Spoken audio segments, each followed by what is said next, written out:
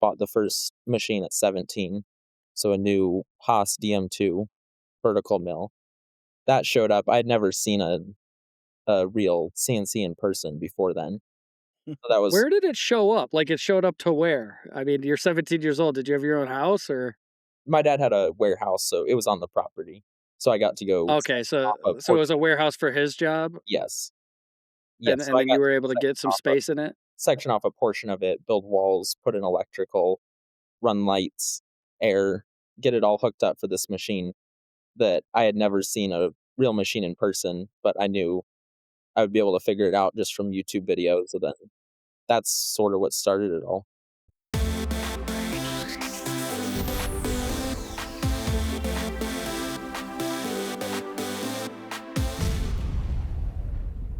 Mike, I hate to tell you, but there's a new king in town.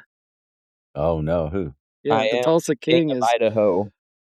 the Tulsa King is competing with the King of Idaho, Alright, let's go. Michael King, who, all jokes aside, is one of the most impressive young men I've ever met in my life, and I just can't wait to tell his story with you today, so. Yeah, this will be good. I haven't watched the entire episode on Lights Out, but I've caught bits and pieces of it, and I'm anxious to have this conversation. Yeah. This will be good. So, Mike, for those in the audience that don't listen to every single one of the Lights Out episodes, shame on you for one. And, for two, they need to get to know you. So, yeah, give us like the background. Start at the beginning, which I mean, you're a young guy, so it wasn't that long ago, but well, give us the beginning of your origin story to becoming a manufacturing leader. Um, I I've been tinkering, building stuff my whole life. Starting at an early age, I was building remote control airplanes, and I would go buy big sheets of foam, put electronics in them, and make them fly. So that led into 3D printing.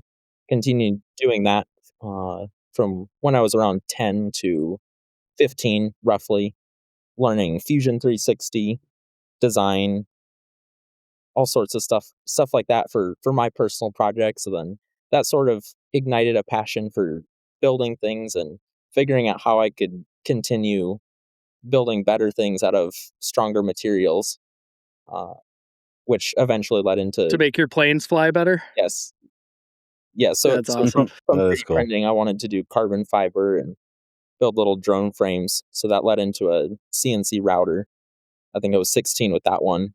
Uh, Continued just tinkering around with it, then got a job heading up the design for a tech startup using 3D printing and laser cutting for some of their hardware, and just realizing some of the limitations of pre-bamboo 3D printing for anybody that did that era of you're always messing with settings and changing out hot ends and layer height, stuff like that. So watched a bunch of videos, was really into YouTube. Any video I could find on machining or 3D printing or just building anything cool. That continued to grow, then bought the first machine at 17. So a new Haas DM2 vertical mill. That showed up. I'd never seen a real CNC in person before then. So that was Where did it show up? Like, it showed up to where? I mean, you're 17 years old. Did you have your own house or? my dad had a warehouse, so it was on the property. So I got to go Okay, section so off a so it portion. was a warehouse for his job, Yes. and Yes. So and I then you got to were go able to get some space in it? section off a portion of it, build walls, put in electrical, run lights, air, get it all hooked up for this machine that I had never seen a real machine in person, but I knew I would be able to figure it out just from YouTube videos. So then that's sort of what started it all. It's so funny, another young founder we talked to this week, they bought their first machine had and it when it was delivered, they had never seen a CNC machine. It's so That was cool. the first time. I mean, it's just so wild, that jump and that risk that you guys are willing to take. Isn't it funny, Mike? Like, you go back a generation or two, and if like a brand new machine showed up on your floor and you didn't know what it was, you'd never seen one. I mean, you know what it was, but you'd never seen one before.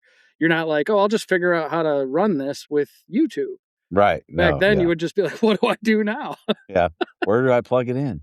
So it's so cool that you did all of that. Did you figure out all of the logistics of it and the install and, like you said, the air and was that all you, or did you have any help at all? Mostly, I had a couple people, but I was doing most of the work and planning all of it. So it was really just So I've been cool. watching YouTube videos for the past couple years and just picking up little things of like, how do you actually install one of these machines? And then lined up riggers, had them bring it out with the forklift, set it in place, anchor it to the floor. And then the Haas tech came out and got it set up. And it was So just cool. learning time I bet that Hostech left that like, man, this kid's never even seen a machine before. This is terrible. Yeah. Yeah. Yeah, I think he kept Can't waiting. Hope you he figures out imagine? how to run it. Yeah. Because I mean, we've had those techs in and out, and a lot of them are just grizzled old machinists, right? They're probably like, "Oh my gosh, this guy's so far over his head." That's funny. Yeah, I think I love it. most of the techs that I've had, they've been people who have been really supportive, so I'll just go hang out with them the whole time they're doing That's work on the awesome. machine, learn anything I can about the control or any advice they have. And most of the people I've talked to in terms of, like, the tech side, they're very willing to share any information like that Yeah. as long as I'm curious and willing to learn. So just already 2 lessons for any aspiring entrepreneur. Number 1, you said, like, you learned a lot from YouTube. Do you mind, like, giving some of those, channels that you followed that helped you with this setup and everything? Mhm. Yeah, the main ones were Titans of CNC, John Saunders, Of and John course. Grimsmo. So that was, like, the Makes dream to be sense. able to own a shop, like any one of those. The usual suspects. Yeah. That's so Yeah, so good. I think that those 3 in particular were what really gave me the drive to go do this. A couple other tangential ones, not directly in machining, but Adam Savage and the Hacksmith. You may or may not have heard of those ones, but all of those YouTube channels and similar ones were a huge influence in So cool. making this possible. Yeah, we'll put links to all of those in our show notes. And then the second lesson that and I mean, we just started, but the second lesson is, like, when someone comes and installs your machine when you're Yeah. new, you are getting free consulting if you just hover around that person and ask them all the questions and make sure you understand that piece of equipment, what they're doing, why they're doing it. Get them a glass of water or something from the vending machine or whatever. Like, befriend those people Yeah. because a lot of them will teach you a lot that would be hard to learn somewhere else. So Correct. good I on think you, Mike. I'm always worried though when I do that, like with my HVAC guy at home, like he charges me more. Yeah, for annoying. He's like, just leave me Yeah, alone. Let me funny story finish about this. my dad and my uncle. So, like, my uncle can fix anything. He's like a Michael King type and always has been. And then my dad, he could look at, like, financial statements and, like, diagnose what's wrong with the company, but you give him something mechanical to fix, forget about it. Yeah. And so he's like, my dad is Dietmar, my uncle is Harold, for those that know. And Dietmar goes to Harold, "Hey, how long is it going to take to fix this?" There's something on his boat. Harold's like, "Well, if I do it an hour, if you help me, 7 hours." Exactly. Exactly. So yeah, that's not you though, Mr. King. Hey everybody. You know everyone's pushing AI into quoting right now. And look, AI can be powerful, but in manufacturing, it can also be risky. If you don't know where your RFQs are going, who can access them, or how your data is being handled, that's a serious problem. And that's where we talk about secure AI. And that's where Paperless Parts stands out. Paperless Parts is built specifically for manufacturers. Their CMMC compliant platform uses secure AI to take the busy work off of your estimators, organizing RFQ packages, surfacing key details, and centralizing your entire quoting workflow so your team can focus on actually estimating. And when they say secure, they mean it. They maintain rigorous security standards, including a FedRAMP moderate equivalent security posture verified by a third-party assessment organization. It's built for shops preparing for CMMC Level 2. If you want the speed of AI without the risk, go to paperlessparts.com. That's paperlessparts.com. Quoting made simple, profitable, and powerful. Okay, so back to your story where you're at. You are now, like, you've kind of learned a little bit. You got your first machine. You're 17 years old. pick up from there? From there, I got in contact with a local manufacturing shop. They did bigger assemblies of food equipment parts. They had someone in there, one of the engineers that I knew, just in talking to him, he saw a part come across his desk one day that they needed to outsource, and he asked if I'd be interested in that. So that was an immediate, I gave him a quote, they accepted it, and that was an immediate year-long contract for a bunch of parts of stainless steel parts. And that sort of kicked it off of being able to make parts that I'm able to send a good invoice for, and then realizing it realistically only takes 3 days a month to take out to do all this order, and I have the machine Mhm. sitting there the rest of the time. So what other orders can I go fill on it? Not really intending to start a machine shop. It was just I want to make stuff, and this is cool if people pay me for it. Yeah. I love that. And it's still to That should be the quote. I Yeah. want to make stuff, and it would be cool if people pay me for Right. it. Michael, I am curious. So you mentioned your dad had a warehouse. So Mhm. is he are your parents entrepreneurial? Do they have their own business? They Yes. Yes, I have a okay. fantastic dad, and he's been an amazing mentor, and just being able to learn from him. But he was in the Air Force as a test pilot for 11 years, Okay. retired early to be Wow. able to spend time with family, and started the retail business the time I was born.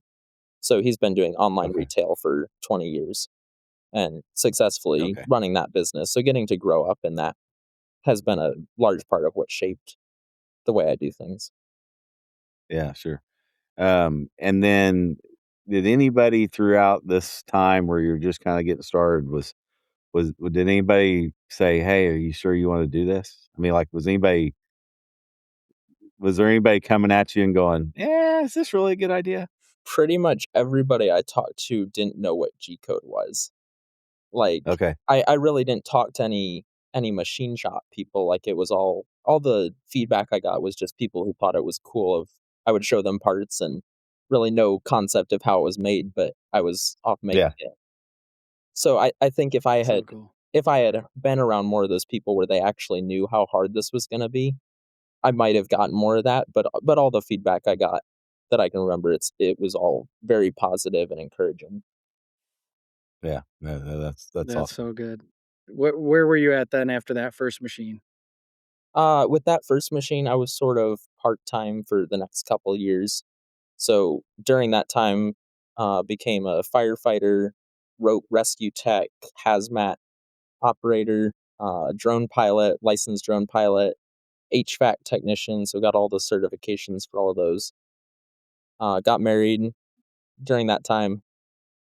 I think it was probably a little bit after the 2 years of owning the machine that I was able to do more full-time work. I So just you had were 19 when you got married? something like that. I think it was 19, yes. So cool. Yeah.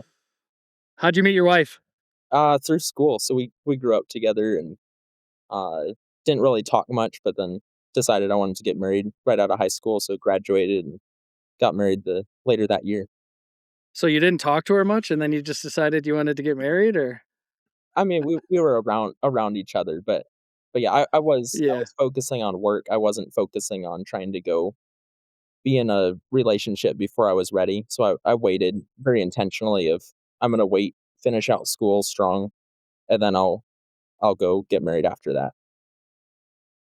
Yeah, you just described like a LinkedIn profile page that's someone who's 45, 50 years old, right? And but you did Yeah. that all at by 19. I love Right. it. So good. Okay, Yeah. so that's one machine. Now when's your second machine? Is it before or after you got married? It was just a little bit after getting married. I found a used Swiss machine that was advertised as working on Facebook. I say advertised because it showed up and was very much not working. So that was I bought the machine for 5,000. I was like, "Oh, this will be a great intro to Swiss machining," because I saw Titans of CNC. Donnie Hinsky had the Swiss machining class going or about to start. So I was like, "Well, I better go get a machine and learn this." Uh, So cool. so Shout got out to Donnie. He's a great guy. yes, Donnie's awesome. got all the machine in, the rigging done, put it on the floor, and had the techs come in to install it, and it was a 1995 machine, and it was just not working. So they spent like 2 weeks trying to figure it out, could not figure it out. It bumped up the price to like 20 grand with all of this service stuff. And I eventually just told them, like, we can't keep doing this. Like, it's a paperweight at this point. So over the next like few months, I just dug through all the manuals, watched every YouTube video or forum I could find on the machine, and eventually diagnosed it as a bad servo drive. Sent it out, pulled the drive out, had it repaired, and now it's working. So you fix it and the techs worked on it for 2 weeks? Correct. And you're the one who fixed it? Yes. Yeah, $15,000 later, but it was a very good learning experience, and I'm looking back on it, I'm thankful for the opportunity, but it was still definitely a challenge. And then getting to learn hand coding G code. So the part I was trying to make was a little stainless steel part, but there's no CAM programming for this machine. There's not even a way to hook up a computer to download all of the code to it. So I have to hand type and hand program 4,000 characters. So I just opened up manuals and started from scratch and got the part programmed. And then ran a bunch of them. Mike, who does he remind you of? He's absolutely Rhett. I was just kidding. Mike has a guy 100 just like you. Yeah. 100%. Yeah. So cool. So Rhett, give Rhett a little shout out for the audience. Who's he? He is my now, gosh, going on, I guess, 4-year intern. Still in high school, graduates this year. But I mean, his journey sounds so much like Michael's, just that, well, I don't know how to do it, but I'll figure it out. And yeah, he's kind of got free reign at Hill to do or fix anything he sees a problem with. I mean, you just, you, much like Michael's talking, I mean, you hear the confidence, like, okay, I trust him. Like, go fix the problem. That's great. Yeah, I But love you're it. going to do it reasonably. You're going to do it, it's smart. Like, And I think that's a good point of building up trust and confidence. Like I'm honestly kind of surprised that I now have this type of machining equipment. Just I have free reign over any piece of equipment, any new equipment I want to buy. I have a strong say in, like, am I going to go just put this in? And it's all just down to building up confidence in my skills, and then the people that are investing in me, they trust that I'm going to do a good job with it and be responsible. Yeah, it's awesome. So, free reign over all the machines. What are all the machines now today for your company? And maybe you could tell us the name of your company. Yeah, right now, so the company is the Monk Works. It's a play on Lockheed Martin's Skunk Works. So I was always creating random things locked in my room. Nobody really knew what I was doing. So coming from an Air Force background, family just started calling it the tiny skunk works of Michael's random things. That turned into the Monk Works of using the chipmunk as a mascot for awesome. tech. So we would see those in Tennessee quite a bit. They're little tiny and super fast and agile. That's a little background on the name for the company. I like that. As far as So tiny, fast, and agile, and those are some attributes for your brand that are important to you, huh? yes, yeah, and then just all Yeah, I sorts of love it. secret projects that nobody really quite knows what I'm doing. as, So cool. as far as So cool. equipment right now, I've got a Haas DM2 that we talked about, the little Citizen Swiss lathe. And then after those two machines, put in a new ST20Y, a Haas dual-spindle live tool Y-axis lathe for more titanium work with turning. Also, had never seen a lathe or run one before by the time that showed up. So got What's that. harder? What's harder for you? I guess there's challenges of both. It was probably a good 3 months of figuring out the post processor for the lathe, but once I got Mhm. the sub spindle and live tool programming worked out, that's been a complete game changer of being able to do complex titanium parts completely finished in one operation. They're perfect and they get dropped into a parts catcher, and I'm not doing any Yeah. rework. I say rework, by that I mean like a second operation, or I'm not touching the part again. I press the cycle start button, I walk Mhm. away, and I come back to finish parts.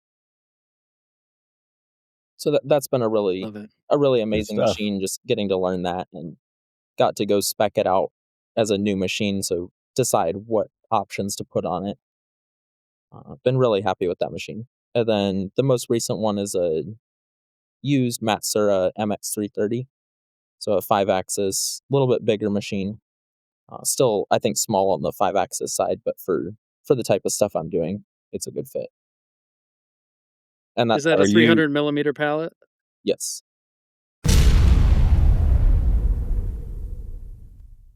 What is up, Metalworking Nation, Making Chips family? It is an even year, which means IMTS is coming. September 14th through 19th at McCormick Place in beautiful Chicago. It is the largest manufacturing trade show in North America, bringing together thousands of manufacturers, OEMs, and solution providers every 2 years to explore how new technologies are being applied to real shop floors. So whether you're planning future capital investments, benchmarking operations, or simply trying to cut through the noise around emerging technologies, IMTS is designed to help manufacturers make better, more informed decisions. Whether you've been going for years or this might be your first time, put it on your calendar right now. Schedule your time away from the shop. It's good to get out and see new things. It's going to be a big party. I hope to see you there. Go to imts.com and register today. Are you still in your dad's warehouse, or are you at an independent location now? We just moved. He actually bought another warehouse up in Idaho. So this one, I get 1,800 square feet right now, but I've got room to grow if I need more space. Nice. Yeah, good. So speaking of space and machines and all that, like, how have you been financing this journey? Is it all just kind of cash flow, bootstrapping yourself? Have you had like investment help? How have you kind of approached that? A combination of both. So it's all run under Dad's main company. Just I can get much better financing credit, and just with Of course. the length of that business, being in business. Sure. All the finance stuff, I'm allowed to spend money on tooling or machines. I just have to have a reasonable purchase order of that amount of value. So I can't just go spend whatever I want. But if I'm making that much money coming in, I can go use that to keep everything Yeah. running. That's cool. So it sounds like your dad's a bit of a mentor on the business side. I mean, I don't know if he could teach you how to run machine tools. Maybe you could teach him, right? But um, on the business side, and you mentioned cash flow and all the financial acumen that's required to be an entrepreneur. Who is your primary mentor on that? And if you say Mike Payne, I'm going to call BS because Yeah, I know you don't I listen to think every episode of By the Numbers. So the primary mentor has been my dad. Just I get to work with him every day, and he's a lawyer, so he's got, and then just several successful businesses. He's got a lot of experience running a successful business with cash flow, and that's a big thing I'm just trying to learn more about, and the business side of it, because I really don't know all the things that I should know, and I make lots of mistakes, but he's able to help steer that, and then I can go make decisions on the That's awesome. machining that he has no idea about. What about your education? I mean, it sounds like you didn't have a ton of time for college. Maybe you were one of those phenoms who's like in college when they're still in high school. But what? How much did your school and your formal education prepare you for what you're doing right now? Mhm. I was homeschooled my whole life, so I think that was a large part of the direction that I'm able to take with some of this stuff, where I was able to be doing random projects throughout the year. Of it wasn't just like a full-time school type thing. I think in high school that was a sort of a turning point of actually getting serious about putting my hand to whatever I'm doing, putting my hand to it in a diligent, meaningful way. And then throughout Mhm. high school, and I would say probably the last 2 years, just learning sort of the process for how to learn, how to take in large amounts of Yeah. information, go uh, compose it into actual meaningful things. That's That's awesome. awesome. How do you define what's meaningful to you? I mean, is it still just you as an employee right now? Are you a solopreneur at this point? Correct. I would say from a philosophical perspective, meaning is what is glorifying to God. So that's a large part of what drives everything I do. So that flows down to diligent work. I'm willing to work hard and I'm not scared of that. I think that's a good thing. And then even down to like quality, like that's an honesty thing of how do I give the best value and quality to my customers in every tiny aspect that even they might not see, but how can I learn how to do this better? I know that's kind of a That's awesome, broad man. I love that. topic. No, I mean, it resonates so much with me for sure. It's like sometimes you're just stuck in the daily grind of trying to run a business and trying to lead a team, and you're just like, gosh, what am I doing this for? And you have to remind yourself there's a meaning beyond just a dollar or getting another part out the door. Yeah. So Yes. that's Yeah, pretty I have to awesome. remind myself of that all the time, and particularly the past few months where it's been pretty challenging with a lot of different things. Kind of along that same line, like, so if you look out 5 or 10 years, what does the company look like? I mean, as far as employees and size, and do you wanna stay in that lane? Do you wanna Yeah, do you wanna stay in the lane you're in? Do you wanna have an empire?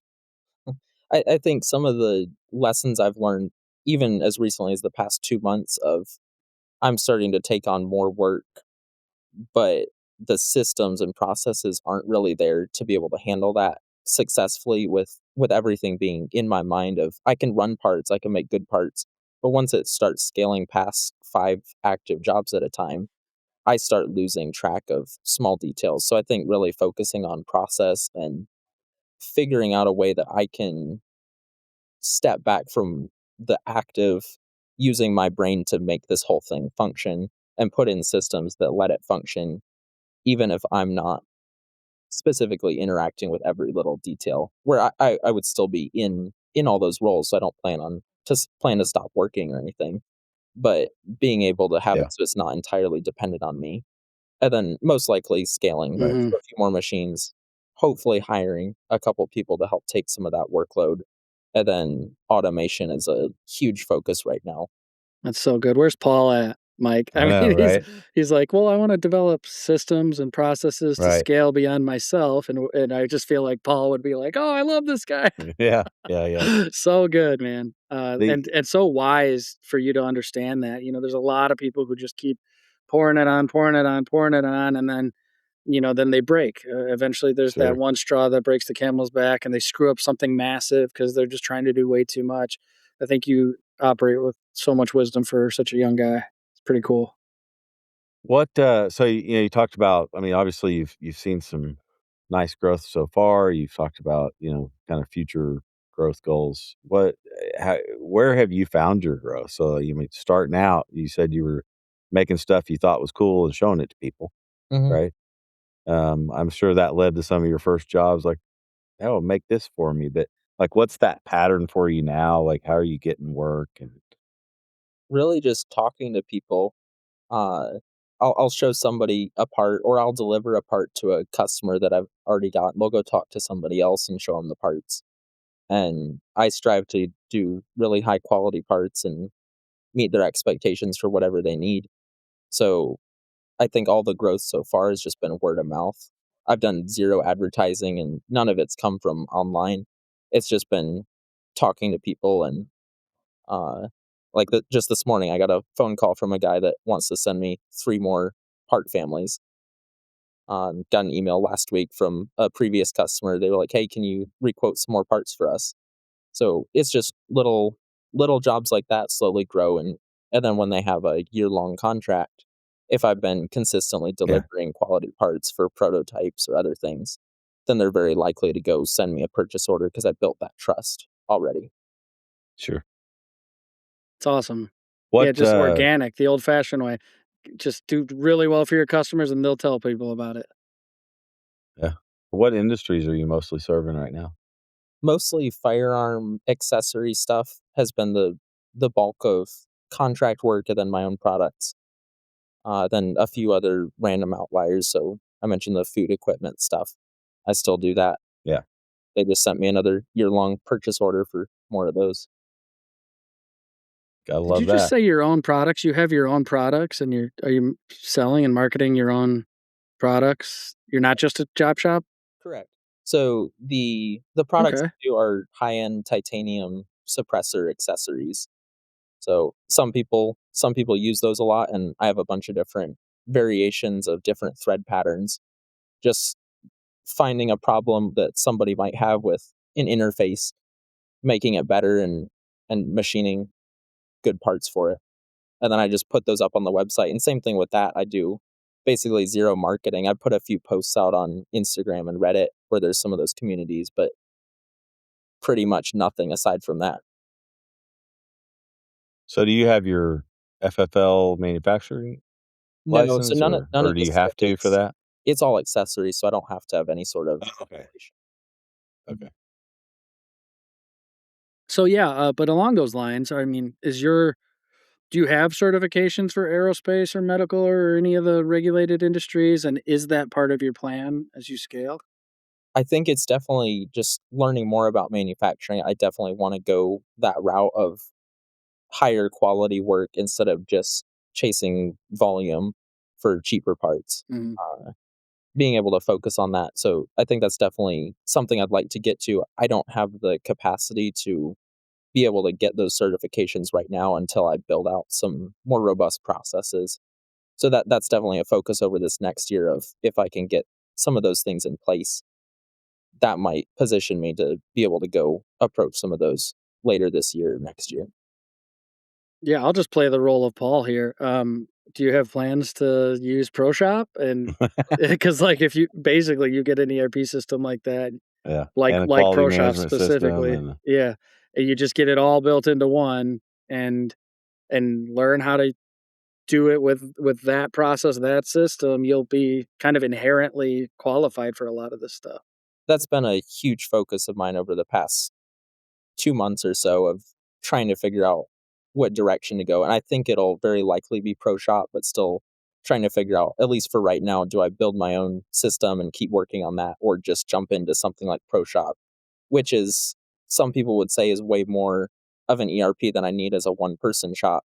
But I'm seeing just in the type of work I do and the people that I see using it, they're able to take on so much more work because everything's tracked. yeah. They're not thinking about any of it. It's Mhm. just all handled by ProShop. So I think that would be a very big benefit, but currently just cash flow limited of buying a few machines. So most likely later this year would consider that. Yeah, that's awesome. It's really exciting. So, you're talking about buying more machines and the whole technology focus that you have as you scale and your vision of, adding employees and getting the rest of that space that's kinda reserved for you in the current facility. What is your philosophy on technology and how you will continue to invest? When you pull the trigger, what type of equipment you're buying and things like that? Yeah, I absolutely embrace technology. Like I have no desire to go run everything through paper job travelers that you're going to go throw away immediately after. Like, I don't even have a printer at the shop.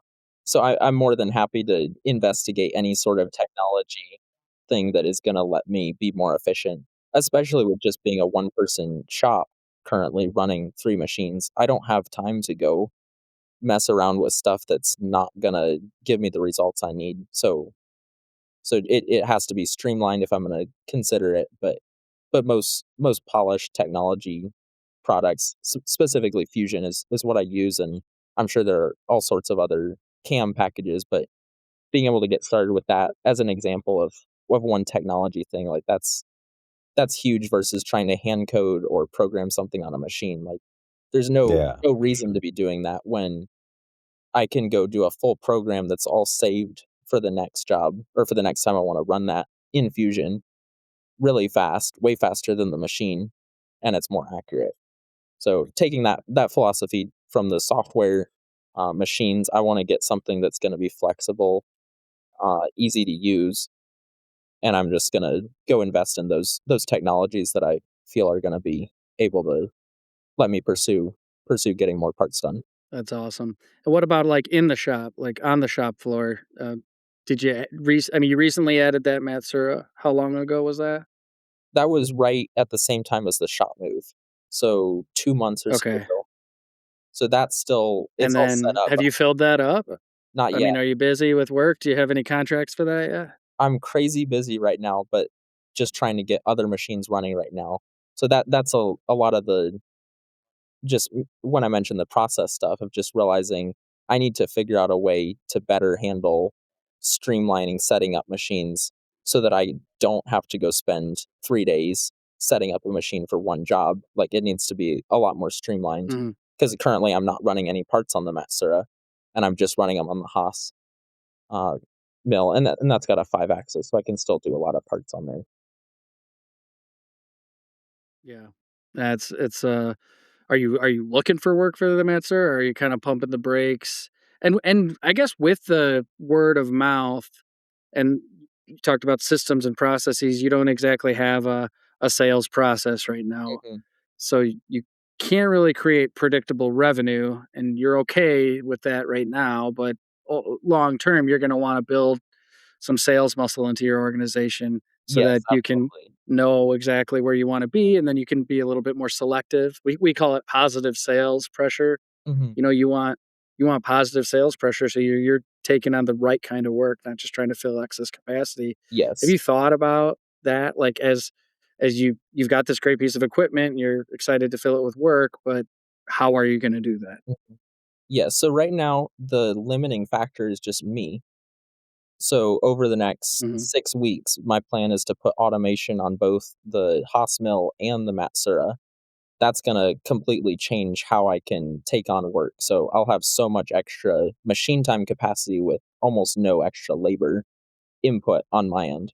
So that's a big focus right now of, as soon as these automation cells are online, that's basically a ton of extra work, and I'll be looking for the right parts to put on it.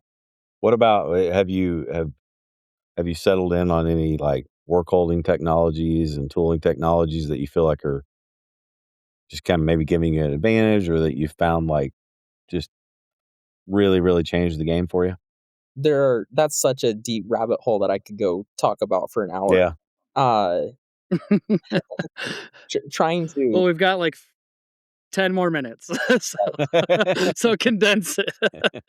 trying to Uh, to find solutions that are gonna be easy to use and consistent over the whole, like, if I'm gonna go put in 10 tool holders, I wanna have a standardized tool holder. End mills, I'm trying to build up standardized tool libraries. 0-point work holding has really changed things for 5-axis programming, where I basically don't even do probing on the machine. It's already probed. I might do like a verification probe if I'm not positive where the stock is, but it runs off a central coordinate system that's already set up. So 0-point work holding, looking into some stuff like power grip of better run out tools, trying to decide on that if I go power grip or shrink fit or something else for the Matsura, because I've got a lot of tool holders on, or tool pockets on there that I need to fill up. If Yeah. that answers that question. how big is the tool changer on the MX330? How many tools can it hold? 60 tools. So I'm really looking forward to being able to load that up with a standard library for steels, stainless steels, and then aluminum. Basically have Yeah. standard tools I can program off of, and then I might have extra specialty tools if I have a form cutter or some weird extended length tool. Yeah, if you listen to some of the more technical episodes, like, we don't believe in indicating, and so you're right to think about 0 point. I mean, you just drop it in. You don't tram in vices if you don't need to. You pay a little bit of money up front, drop your stuff in, and it's where it should be, and then you can go. And You honestly, know, it's so cheap that at this point. setup is so important. Like, Mhm. there's no reason not to. So if you're on the fence about that, like, you should just go get a 0-point, try it, and if it doesn't change your life, you're doing something wrong. Exactly. So good. Yeah, that's so That good, would man. be a really good ad for, SMW Autoblok. Fellas, hey, well, I got you both real quick. So I'm really trying to drill in, like, our work holding options at Hill and all of our shops. Got any advice? Mike, it's as simple as RASRAM. As what? RASRAM, you've never heard of it? I have not. Paul? What Nick is referring to is the 7 habits of highly effective work holding: That makes more sense. repeatability, accessibility, scalability, reliability, adaptability, and modularity. If you want to find all of these principles in one catalog, check out the SMW Autoblok catalog. You can find it at smwautoblok.com. Thanks, fellas. Yeah. It doesn't change your life. You're doing something wrong. Yeah, holler at me when you're ready for some 0 point stuff. Me and my buddy Eric will help you for sure. Okay, so where do you want to take it from here? I think you've had an incredible career so far. It's young. You're just getting started, but it's so exciting. So I was born in 2005. I'm 20 right So now. you're 20 years old. You're 20 years old. You're married. You have kids? Yes, 2 kids. 2 kids. Nick, I had my first heart surgery in 2005. That is so good. Oh, Michael, you've got 2 kids. You're like an HVAC tech. You're a fireman. You've got a Matsura. Most people don't have machines like that. You've got just this incredible life. You're just a humble guy. And just, gosh, man, like you are exactly what the world needs. I mean, we talk about the skills gap and this next generation's not into manufacturing. If anyone could figure out human cloning, I feel like it could be you, and you should just clone yourself 1,000 times a million times because the world needs you. So impressive. And as you look back on your journey, and you're just at the start of the book, look back at the first few chapters, and you think about someone else who's just starting to write their story. What kind of advice would you give the entrepreneur besides 0 point work holding being a great idea? I think a couple things that come to mind are this trade is way more approachable than I think a lot of people think it is. So if you have at least a decent job that you can afford $2,000 a month, that's for me enough to go get started with a machine.